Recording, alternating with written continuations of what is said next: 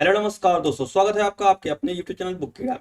जैसा कि आप लोग जानते हैं, गंगा नदी तंत्र का दूसरा लेक्चर यह है। पहले लेक्चर में हमने बताया था कि गंगा नदी कैसे बनती है, क्योंकि गंगा नदी का उद्गम नहीं हुआ, वो दो धाराओं से बनी है, अलकनंदा और भागीरथी। अलकनंदा और भागीरथी की कई सहायक नदियां हैं और पंच प्रयाग के बारे में हमने पूरा बताया था। प्रयाग क्या होते हैं, कहाँ पर नदियों का नाम चेंज हो जाता है और कहाँ पर नदियों का नाम वही रह जाता है, पूरा का पूरा हमने डिटेल में बताया है। तो पिछले वीडियो में आप जाकर देख लीजिएगा। थोड़ा सा हम रिवीजन कराएंगे। हमने कल बताया था कि विष्णु प्रयाग, कि नंद प्रयाग। विष्णु प्रयाग में धौली गंगा विष्णु गंगा निकलती है। ये रही धौली गंगा और ये रही विष्णु गंगा। और कहाँ पर मिलती हैं? विष्णु प्रयाग में मिलती हैं। और अलकनंदा यहाँ से बन जाती है क्योंकि नदियों की लंबाई सेम थी। ठीक है। तो वैसे ही हमने नंदाकिनी जब नदी आई थी तो नंद प्रयाग बना था, अलकनंदा से मिली थी। और उसके बाद पिंडार नदी आई थी तो कर्णप्रयाग बना था। और उसके बाद जब केदारनाथ से मंदाकिनी नदी आई तो उसे रुद्रप्रयाग कहा गया। और उसके बाद उत्तर काशी जिले से भागीरथी, यानी कि मेन गंगा यही है। ठीक है। भागीरथी भिलांगना को अपने साथ लेते हुए जब आके देवप्रयाग में मिलती है तब जाके बनता है गंगा नदी। इतना हमने अपने पिछले वीडियो में पढ़ा था। ठीक है। ये हमने 2 मिनट के अंदर पूरा रिवाइज करा दिया। लेकिन आपको जो देखा होगा, जो जानता होगा गंगा नदी के बारे में, वो उसको थोड़ा सा समझ में आया होगा। लेकिन जो लेक्चर देखा ही नहीं होगा, जिसको अभी मालूम ही नहीं गंगा नदी कहीं से निकलती है या फिर गंगा नदी बनती है दो धाराओं से, उसे कम समझ में आया होगा। तो जिसको न समझ में आया हो, वो प्लेलिस्ट में वीडियो पड़ी हुई है, आराम से जाइए उसको देखिए और एंजॉय कीजिए। ठीक है। हम लोग स्टार्ट करते हैं आज गंगा की सहायक नदियों से। सबसे पहला पॉइंट यहाँ पर है कि गंगा नदी जब बन जाती है दो धाराओं से, अलकनंदा और भागीरथी नदी से, तो उन सबसे पहले कहाँ पर जाती है? तो उसका सबसे पहला मैदानी क्षेत्र कौन सा होता है? सबसे पहले जो मैदानी क्षेत्र होता है वो होता है हरिद्वार। ठीक है। हरिद्वार, क्योंकि हरिद्वार के उधर पूरा हमने बताया था कि कुमाई और गढ़वाल, गढ़वाल पूरा का पूरा पहाड़ी एरिया है, वहीं से सब नदियां निकलती हैं। तो सबसे पहले मैदानी क्षेत्र में कहाँ पर गंगा नदी आती है? हरिद्वार आती है। सबसे ज्यादा क्वेश्चन पूछा जाता है कि गंगा नदी सबसे पहले मैदानी क्षेत्र में किस जगह पर आती है? तो हरिद्वार में गंगा नदी एकदम मैदानी क्षेत्र में आ जाती है। बहुत बड़े विशाल क्षेत्र का पूरा गंगा नदी पूरा विशाल क्षेत्र ग्रहण कर लेती है। ठीक है। और दूसरा हम लोग जान लेते हैं कि गंगा नदी की सहायक नदियां दो प्रकार से। गंगा नदी हमारी वेस्ट से ईस्ट साइड में गई है। जब नदी हमारी वेस्ट से ईस्ट साइड में गई है तो इसका ये वाला जो पोर्शन हो जाएगा वो हो जाएगा लेफ्ट, और ये वाला जो पोर्शन हो जाएगा वो हो जाएगा राइट। अब पूछा जाता है, अक्सर लोग गलती क्या करते हैं, हम लोग उधर के साइड को राइट और इधर के साइड को लेफ्ट मानते हैं। हमें क्वेश्चन आता रहता है लेकिन क्वेश्चन हमारा गलत हो जाता है। ठीक है। तो हमें जानना है कि हमारी जब नदी वेस्ट से ईस्ट साइड में गई है तो हम अगर इधर का मुंह करते हैं तो हमारा लेफ्ट उस साइड होगा और राइट इस साइड होगा। यानी कि हम लोग बोल सकते हैं कि अभी वेस्ट से इस साइड में जो हिमालयी नदी निकलेंगी ऊपर से, उत्तर साइड से जब निकलेंगी वो लेफ्ट साइड में होगी। और जो दक्षिण साइड में प्रायद्वीपीय पठार से नदियाँ निकलेंगी वो राइट साइड से निकलेंगी। ये हमें जानकारी के लिए बता दें। हमने ये बना दिया सांगपो नदी। ठीक है। जिसको हम लोग ब्रह्मपुत्र नदी बोलते हैं और इसे बांग्लादेश में जमुना नदी बोलते हैं। ठीक है। और उसके बाद ये मणिपुर से निकलती है एक बराक नदी। बराक नदी को ही क्या बोलते हैं? मेघना नदी बोलते हैं। ठीक है। ये नदी आके यहाँ पर मिल जाती है किससे? गंगा नदी को। ये गंगा नदी को डिनोट करता है। गंगा नदी का सत्तोपद ग्लेशियर से हमने बता दिया, दो धारा। और सिंपल सा, क्योंकि गंगा नदी पूरा बताएंगे तो इसमें समझ में नहीं आएगा, तो हमने बताया गंगा नदी यहाँ से बन गई। अब गंगा नदी पूरा का पूरा यहाँ से बांग्लादेश तक आएगी। हमने आपको ये भी बताया था कि गंगा नदी दो दो देश और 5 स्टेट से गुजरती है। ठीक है। 5 राज्य से गुजरती है। तो कौन कौन से देश थे? इंडिया था, बांग्लादेश में नदी चली जाती है। दूसरा राज्य हमने कौन कौन बताया था? उत्तराखंड बताया था, उत्तर प्रदेश बताया था, बिहार बताया था, झारखंड बताया था और पश्चिम बंगाल बताया था। ठीक है। ये सिंपल सा बताया था। अब हम लोग जानेंगे गंगा नदी की सहायक नदियों। सबसे बड़ी बात किया जाए कि गंगा नदी की दाएं तट से, गंगा नदी की दाएं तट से एकमात्र हम लोग बोल सकते हैं कि दाएं तट पर मिलने वाली हिमालयी नदी, एकमात्र एकमात्र हिमालयी नदी, हिमालयी नदी कौन है? यमुना नदी। कौन है? यमुना नदी है। आप ध्यान से देखे होंगे, यमुना नदी उत्तराखंड के यमुनेत्री ग्लेशियर से निकलती है। बंदरपूछ के निकट यमुनेत्री ग्लेशियर है और वहां से निकली है। यमुना नदी की लंबाई 1365 किलोमीटर है। दक्षिण भारत की जो गंगा बोला जाता है, जिसे हम लोग गोदावरी बोलते हैं, गोदावरी से ये छोटी है। गोदावरी की लंबाई 1460 किलोमीटर। ठीक है, हम लोग क्या बोलेंगे, गोदावरी की लंबाई कितनी है, 1460, 1460 किलोमीटर है और ये 1365। अक्सर पूछ लिया जाता है क्योंकि गोदावरी से छोटी लंबाई है इसकी, यमुना की। यमुना उत्तराखंड से ही निकलती है और यहाँ के इलाहाबाद में, प्रयाग में मिल जाती है गंगा से, जिसे संगम का निर्माण बोलते हैं। यहाँ पर बोला जाता है प्रयाग में गंगा, यमुना और सरस्वती 3 नदियाँ मिलती हैं। ठीक है, तो गंगा और यमुना 2 बड़ी नदियाँ हैं और सरस्वती छोटी नदियाँ हैं। ठीक है, जो प्रयाग में मतलब कि इलाहाबाद में मिल जाती हैं। तो ये तो रहा सिंपल सा दाएं तट पर मिलने वाली एकमात्र हिमालयी नदी। हम लोग बोल सकते हैं हिमालय से कोई ऐसी नदी नहीं है जो दाएं तट पर मिली है, सिर्फ एक नदी को छोड़कर, वो भी यमुना नदी। और दूसरा क्वेश्चन ये पूछा जाता है कि गंगा की सबसे बड़ी सहायक नदी, गंगा की सबसे बड़ी सहायक नदी, सबसे बड़ी सहायक नदी कौन है? सबसे बड़ी सहायक नदी यमुना है। ठीक है, सबसे बड़ी सहायक नदी कौन है? यमुना है। ये 2 पॉइंट यमुना से ध्यान रखना है। पूछा जाता है कि दाएं तट पर कौन सी हिमालय नदी मिलती है? यमुना नदी। गंगा की सबसे बड़ी सहायक नदी यमुना नदी। कौन सी नदी ऐसी है जो हिमालयी नदी है और दाएं तट से मिली है? यमुना नदी। ठीक है, इतना क्वेश्चन यमुना नदी से पूछा जाता है। नेक्स्ट हम लोग जान लेते हैं कि अब देखिए यहाँ पर हमने छोटी छोटी नदियाँ बनाया है, चंबल, सिंध, बेतवा, केन, टोंस और सोन। ये जो चंबल, सिंध और बेतवा, केन, ये 4 नदियाँ जो हैं वो कहाँ से निकली है? मालवा के पठार से निकली। मालवा के पठार से, मालवा के पठार से निकली, मालवा के पठार से निकली है। और यमुना की सहायक नदी आप देख सकते हैं, ये आपकी यमुना नदी आई है, 1 2 3 4, चंबल, सिंध, बेतवा, केन, ये 4 नदियाँ यमुना की सहायक नदी है। और यमुना ये जल ले जाकर प्रयाग में मिल जाती है। मतलब सीधा बोला जाता है कि चंबल किसकी सहायक नदी है, अगर उसमें यमुना दिया है तो समझ लीजिए यमुना आपका सही आंसर हो जाएगा। अगर सिंध दिया है तो भी आप यमुना ही टिक लगाएंगे, यमुना नहीं है तब गंगा, क्योंकि यमुना की सहायक नदी सिंध, चंबल, सिंध, बेतवा है और उसके बाद ये यमुना नदी गंगा नदी से मिल जाएगी। तो ये 4 नदी चंबल के, मालवा के पठार से निकलते हैं।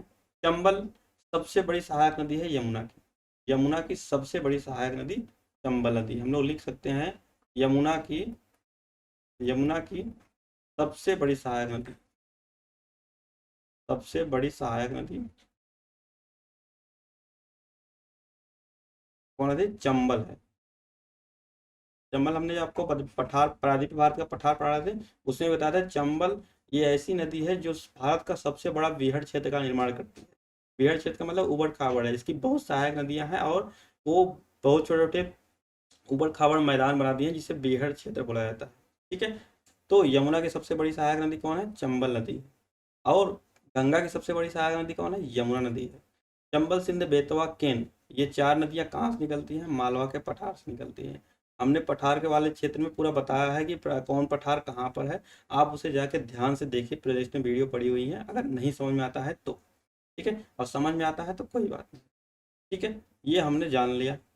अब 2 नदियां और हैं, टोंस और सोन। टोंस इलाहाबाद के थोड़ा सा आगे जाके गंगा से मिल जाती है, सिंपल सा। और सोन नदी मैकाल पहाड़ी के अमरकंटक चोटी से निकलती है और पटना के थोड़ा सा पहले एक छोटा सा गांव है, वहां पर जाके गंगा से मिल जाती है। ये तो रहा हमारा दाएं तट पर नदियों के बारे में। अब यहाँ पर थोड़ा सा हम लोग आगे चलते हैं। गंगा की नदी के दाएं तट पर कौन कौन सी नदी है? पहला हम लोग जान लेते हैं सीरियल से, चंबल। दूसरा कौन है? सिंध। सिंध और सिंधु अलग अलग नदी है, ध्यान रखना। सिंधु नदी तो बहुत बड़ा नदी तंत्र है एक तरह से, ये सिंध छोटी सी नदी है। ठीक है, और 1 2 3। तीसरा कौन सा है? बेतवा नदी है। और चौथा कौन सा है? केन है। पांचवा कौन सा है? टोन्स है। और छठा कौन सा है? सोन नदी। अच्छा, ये 2 नदी, ये 4 नदियां कहाँ से निकलती हैं? मालवा के पठार से। कहाँ से निकलती हैं? मालवा के पठार से। मैंने आपको बता ही दिया। ये चंबल नदी यमुना की सहायक नदी है, यमुना की सबसे बड़ी सहायक नदी है, सबसे बड़ी सहायक। ठीक है, यमुना की सबसे बड़ी सहायक है। और ये जो चार नदियां हैं, ये सभी की सभी यमुना की सहायक नदी है, यमुना की सहायक नदी है, सहायक नदी है। ठीक है। और टोन्स नदी सीधा, ये दो नदियां अगर पूछा जाए, ये दो नदियां, सबसे पहला पॉइंट क्या हो जाता है? सीधे अपना जल, सीधे अपना जल कहाँ गिराती हैं? गंगा नदी में गिराती है, गंगा नदी में गिराती है। सीधा पूछा जाता है वह कौन सी ऐसी नदी है जो दाएं तट से सीधा गंगा में जल अपना गिराती है? तो टोंस और सोन नदियाँ। ठीक है, ये दोनों नदियाँ। और ये दोनों नदियाँ कहाँ पर? ये सोन नदी कहाँ से निकलती है? सोन नदी के बारे में जानते हैं। तो सोन नदी कहाँ से निकलती है? ये मैकाल पहाड़ी, मैकाल पहाड़ी ये अमरकंटक चोटी से, अमरकंटक चोटी से निकलती, चोटी से निकलती। ये सिंपल सा हो गया। टोंस नदी भी छोटी नदी है, सीधे गंगा में जल गिराती है। तो ये कहाँ पर अपना जल गिराती है? सोन नदी, सोन नदी पटना के समीप, पटना के समीप गंगा में मिल जाती है, गंगा में मिल जाती है। ठीक है, इतना तो हो गया हमारा दाएं तट पर नदियों का श्रृंखला। अगर पूछा जाता है वेस्ट से ईस्ट, तो आपको ये क्रम याद रखना होगा, वेस्ट ईस्ट। चंबल सिंध बेतवा केन टोन सोन, चंबल सिंध बेतवा केन टोन सोन, ये 6 नदियां हैं, इसे आपको याद रखना ही होगा। ठीक है, नेक्स्ट चलते हैं। अब बोला क्या है? गंगा नदी के बाएं तट पर कितनी सहायक नदियां हैं? गंगा नदी के दाएं तट पर हमने पढ़ लिया कितनी नदियां हैं। और सबसे पहली हिमालयी नदी कौन सी है जो दाएं तट पे आके मिली है? पूरा हमने पढ़ लिया यमुना के बारे में। अब हम बाएं तट के बारे में पढ़ेंगे। बाएं तट पर कई नदियां हैं। सबसे पहला अगर वेस्ट से बात कर लेते हैं, वेस्ट से ईस्ट, तो सबसे पहला कौन सा है? रामगंगा, रामगंगा नदी है। दूसरा कौन सा है? दूसरा हमारा है गोमती। तीसरा हमारा है घाघरा, घाघरा। चौथा हमारा है गंडक। अब पांचवा हमारा है कोसी। और छठा हमारा है महानंदा। नदी हमने दाएं तट पे पढ़ा, और 6 नदी हम बाएं तट पे पढ़ा। अच्छा, रामगंगा गोमती घाघरा, ये 3 नदियाँ, ये 3 नदियाँ कहाँ पे? यूपी में बहती हैं। कहाँ बहती हैं? यूपी में बहती हैं। और गंडक कोसी ये कहाँ पे बहती हैं? बिहार में। और महानंदा की बात किया जाए तो ये पश्चिम बंगाल के, ये महानंदा अगर देखा जाए तो ये पश्चिम बंगाल के बॉर्डर में बहती है, हम बोल सकते हैं इसको वेस्ट बंगाल। ठीक है, अलग अलग स्टेट पता चल गया। तो बिहार में गंडक और कोसी और महानंदा। अब एक एक की बात करते हैं, एक एक की बात करते हैं। सबसे पहले हम लोग रामगंगा के बारे में जानते हैं। रामगंगा की खासियत क्या है? ये सबसे सबसे पश्चिमी नदी है। ये सभी बाएं तट पे है, सबसे मालूम बाएं तट में सबसे पश्चिमी नदी कौन सी है? रामगंगा। और सबसे पूर्वी नदी की बात करें तो कौन है? महानंदा, महानंदा। ये इंडिया में बात हो रही है, दूसरे देश में नहीं बात हो रही है। ठीक है, गोमती नदी, गोमती नगरी, गोमती जो नदी है, गोमती नदी, ये इसके किनारे पर ही 2 शहर बसे हुए हैं। लखनऊ, नवाबों का शहर। ठीक है, लखनऊ और जौनपुर, ये 2 शहर किस नदी के किनारे बसे हुए हैं? गोमती नदी के किनारे बसे हुए। ठीक है, गोमती नदी सबसे खास बात यह है कि गोमती नदी यूपी के पीलीभीत जिले से, यूपी के, अब नेक्स्ट पेज ले लेते हैं। अगर गोमती नदी की बात करते हैं हम, ये यूपी के पीलीभीत जिले, पीलीभीत जिले के तराई क्षेत्र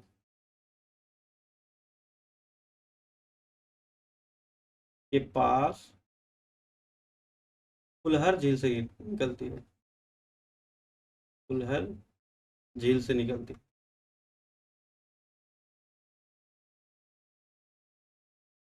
ये कहाँ से निकलती है? यूपी के पीलीभीत जिले के तराई क्षेत्र के पास फुलहर झील से निकलती है।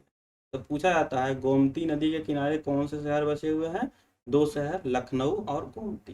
कौन से झील से निकली है? पीलीभीत झील, फुलहर झील से। कौन से जिले से निकली है? पीलीभीत झील से। कौन सा क्षेत्र है? तराई क्षेत्र। इससे बहुत सारे क्वेश्चन पूछे जाते हैं। गोमती नदी की सबसे खास बात है यह मैदानी क्षेत्र से निकलती है। यह नदी मैदानी क्षेत्र से निकलती है। मैदानी क्षेत्र से निकलती। गंगा की एकमात्र सहायक नदी है जो मैदानी क्षेत्र से निकलती है, और बाकी सब नदियां हिमालय से निकलते हैं। ये बाएं साइड की बात कर रहे हैं, ठीक है। एकमात्र ऐसी नदी है जो मैदानी क्षेत्र से निकलती है, वो भी कहाँ? यूपी के पीलीभीत जिले से। ये तो रही गोमती की खास बात। दूसरा हमारा क्या है? घाघरा नदी, ठीक है। उसके बाद गंडक है। घाघरा, गंडक और कोसी। कोसी को बिहार का शोक बोला जाता है। कोसी को बिहार का शोक बोला जाता है। कोसी नदी की बात करें, इसे बिहार का शोक बोला जाता है। बिहार का शोक क्यों बोला जाता है?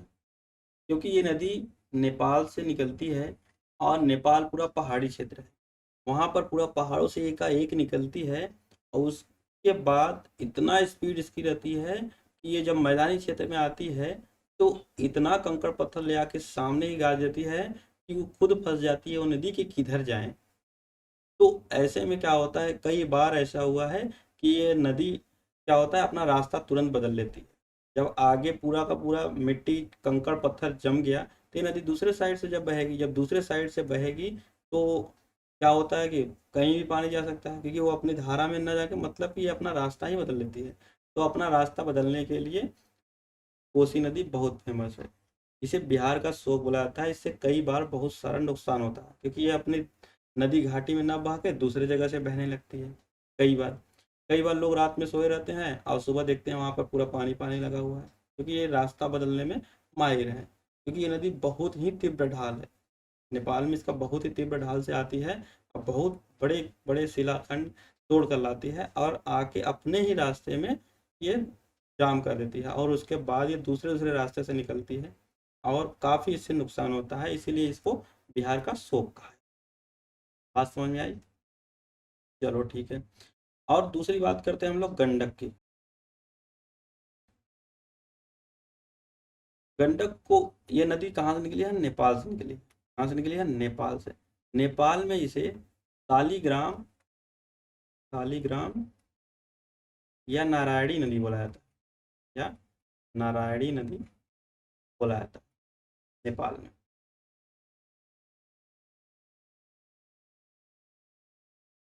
ठीक है। उसके बाद क्या है? महानंदा। महानंदा सबसे पूरब में, गंगा के सबसे पूरब में सहायक नदी है। ये पश्चिम बंगाल और बांग्लादेश के बॉर्डर पर बहती है, और ये नदी कहाँ से निकली है? महानंदा नदी। महानंदा नदी की बात करें तो महानंदा नदी निकली है सिक्किम में, दार्जिलिंग की पहाड़ी। ये कहाँ से निकली है? दार्जिलिंग, दार्जिलिंग, या फिर बोल सकते हैं ये सिक्किम और पश्चिम बंगाल के बॉर्डर पे ये पहाड़ी है, ठीक है। तो हम लोग, कोई बोलता है कि पश्चिम बंगाल से, कोई बोलता है सिक्किम से, ठीक है। तो दार्जिलिंग की पहाड़ी याद रखना है। दार्जिलिंग की पहाड़ी से ये नदी निकलती है। दार्जिलिंग की पहाड़ी किसके लिए फेमस है? ये चाय के लिए फेमस है। यहाँ पर चाय बहुत बढ़िया और नंबर 1 वाली चाय मिलती है दार्जिलिंग में, ठीक है। दार्जिलिंग की पहाड़ी पर चाय की खेती बहुत ज़्यादा होती है, ठीक है। इतना तो बात समझ में आ गई। नेक्स्ट चलते हैं गंगा नदी की सहायक नदियों के बारे में। तो यही तो बता रहे थे सब कुछ हम। अभी तक तो हमने पढ़ा सब सहायक नदी के बारे में। अब हम पढ़ने वाले हैं कि गंगा नदी को जब बांग्लादेश में प्रवेश करने वाली होती है, कोलकाता में, कोलकाता में, कोलकाता कहाँ पे है? पश्चिम बंगाल में है। कोलकाता में गंगा नदी दो धाराओं में बदल जाती है। एक तो चली जाती है ये पश्चिम बंगाल में, मान लीजिए कोलकाता है, तो इस धारा को क्या बोला जाता है, हुगली नदी बोला जाता है। ठीक है, इस धारा को हुगली बोला जाता है। और जो बांग्लादेश में चली जाती है उसे पद्मा बोला जाता है। पूछा जाता है गंगा नदी को बांग्लादेश में किस नाम से जाना जाता है, तो गंगा नदी को बांग्लादेश में पद्मा नदी के नाम से जाना जाता है। पहला, एक धारा चली आई हुगली है, हुगली का जिसका नाम था, और ये पश्चिम बंगाल में चली आई। पूछा जाता है कोलकाता किस नदी के किनारे है, हुगली नदी के किनारे। हुगली नदी में एक इधर से पश्चिम बंगाल से एक नदी जाती है, ये यहाँ पर, ये एक धारा इधर से आती है, ठीक है, एक धारा तो चली गई, इसको हुगली बोलते हैं। और एक इधर से दामोदर नदी जाती है, और दोनों बंगाल की खाड़ी में अपना जल गिराती है। ये नदी दामोदर, दामोदर नदी किसकी सहायक नदी है, हुगली की सहायक नदी है, दोनों बंगाल की खाड़ी में अपना जल गिराती है। ठीक है, कोलकाता में, या फिर हम लोग बोल सकते हैं वेस्ट बंगाल में, वेस्ट बंगाल में गंगा नदी को भागीरथी के नाम से बुलाया जाता है, भागीरथी नदी के नाम से जाना जाता है। और भागीरथी नदी उत्तराखंड में भी बोला जाता है, कंफ्यूज नहीं होना है। गंगा नदी को ही भागीरथी बोला जाता है पश्चिम बंगाल में, और भागीरथी नदी उत्तराखंड में भी है। ठीक है, भागीरथी और अलकनंदा के सहयोग से ही गंगा बनी है। उत्तराखंड के लोग भागीरथी को ही गंगा मानते हैं, यह भी ध्यान में रखना। ठीक है, ये तो रहा सिंपल सा फैक्ट्स। दूसरा, हम लोग जानते हैं ब्रह्मपुत्र नदी को, ब्रह्मपुत्र नदी को चाइना वाले बोलते हैं सांगपो नदी। चाइना वाले क्या बोलते हैं इसको, सांगपो नदी, सांगपो नदी। और इंडिया वाले इसे क्या बोलते हैं, इंडिया वाले इसे बोलते हैं ब्रह्मपुत्र नदी। ठीक है, ब्रह्मपुत्र नदी। और जब बांग्लादेश में यह नदी चली जाती है तो इसको क्या बोला जाता है, यमुना नदी बोला जाता है। यमुना नहीं, जमुना नदी बोला जाता है जब ये बांग्लादेश में चली जाती है तब। जब बांग्लादेश में ये जाके गंगा से मिल जाती है, जब बांग्लादेश के लोग इसे जमुना के नाम से बोलते हैं, ब्रह्मपुत्र नदी को ही जमुना बोलते हैं। ब्रह्मपुत्र नदी को ही चाइना के लोग सांगपो नदी ही बोलते हैं। ठीक है, ये नदी जब मिल जाती है तब भी पद्मा कहलाती है। उसके बाद मणिपुर से एक नदी और निकल के आती है जिसका नाम है बराक, या फिर हम लोग बोल सकते हैं मेघना नदी। ये नदी जब मिल जाती है गंगा नदी में तो इस नदी का नाम क्या हो जाता है, मेघना नदी हो जाता है। ठीक है, इस नदी का नाम मेघना नदी होता है। अब मेघना बांग्लादेश के, जब बंगाल की खाड़ी के पास में आती है तो एक बहुत बड़े डेल्टा का निर्माण करती है। डेल्टा क्या होता है, जब नदियाँ अपने समुद्र के किनारे पहुंच जाती है तो नदियां एकदम स्लो हो जाती हैं, उसके बाद वो सैकड़ों धारा के रूप में चली जाती है। जैसे कि क्या है, मान लो ये बॉर्डर है, ठीक है, ये बांग्लादेश है, यहाँ से नदी आई, ठीक है, अब यहाँ पर नदी आएगी तो ये कई धाराओं में, आप मैप में देखेंगे तो सैकड़ों धारा के रूप में जाके ये बंगाल की खाड़ी में मिल जाती है। ठीक है, तो जब सैकड़ों धारा के चल जाएगी, जैसे दो धारा चल रही है उसके बीच में मिट्टी है, वो मिट्टी पूरा का पूरा दलदली क्षेत्र हो जाता है, जिसे हम लोग बोलते हैं कि एक डेल्टा का निर्माण करती है।